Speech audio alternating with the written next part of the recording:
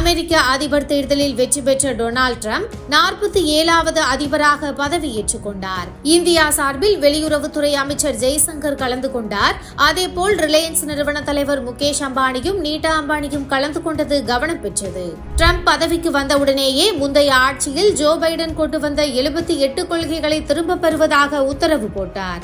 அதேபோல் உலக அளவில் பெரும் தாக்கத்தை ஏற்படுத்தக்கூடிய உக்ரைனிலும் மத்திய கிழக்கிலும் போரை முடிவுக்கு கொண்டு வந்து 3ஆம் உலக போர் நடைபெறுவதை தடுப்பேன் என சூளுரைத்துள்ளார் ட்ரம்ப். மிக முக்கியமாக அமெரிக்கர்களின் நலனுக்காக வெளிநாடுகளில் இருந்து இறக்குமதி செய்யும் பொருட்களுக்கு கூடுதலாக வரி விதிப்பேன் என மிரள வைக்கும் உத்தரவு ஒன்றை போட்டுள்ளார். மற்ற நாடுகளில் இருந்து இறக்குமதி செய்யும் பொருட்களுக்கு 10%, சீன பொருட்களுக்கு 60%, கனடியன் மற்றும் மெக்சிகன் பொருட்களுக்கு 25% வரி விதிக்கப் போவதாக கூறியுள்ளார். இதற்கு முன்பாகவே அமெரிக்காவுக்கு அதிக வரி விதிக்கும் இந்தியா உள்ளிட்ட நாடுகளை ட்ரம்ப் எச்சரித்து வந்தார். நீங்கள் அதிக வரி விதித்தால் நாங்களும் அதைவிட அதிகமாக வரி விதிப்போம் என எச்சரிக்கை கொடுத்திருந்தார். கடந்த டிசம்பர் மாதத்திலும் பழிக்கு பழி என்பதை நோக்கியே தனது நிர்வாகம் இருக்கும் என ஒரே போடாய் போட்டார் ட்ரம்ப். பதவியேற்ற உடனேயே சொன்னதை செய்து அதிரடி காட்டியுள்ளார். வரி விவகாரத்தில் மற்ற நாடுகளுக்கு குடைச்சல் கொடுக்கும் வகையில் ட்ரம்பின் நடவடிக்கைகள் ஆரம்பமாகி இருக்கின்றன.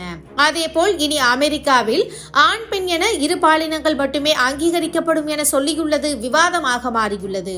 வெற்றி பெற்ற உடனேயே இதனை செய்தே தீருவேன் என விடாப்பிடியாக இருந்த ட்ரம்ப் பதவியேற்றதும் பாலின மாற்ற அறுவை சிகிச்சைக்கு தடை விதித்து நிர்வாக ஆணையில் கையொப்பமிட்டுள்ளார்.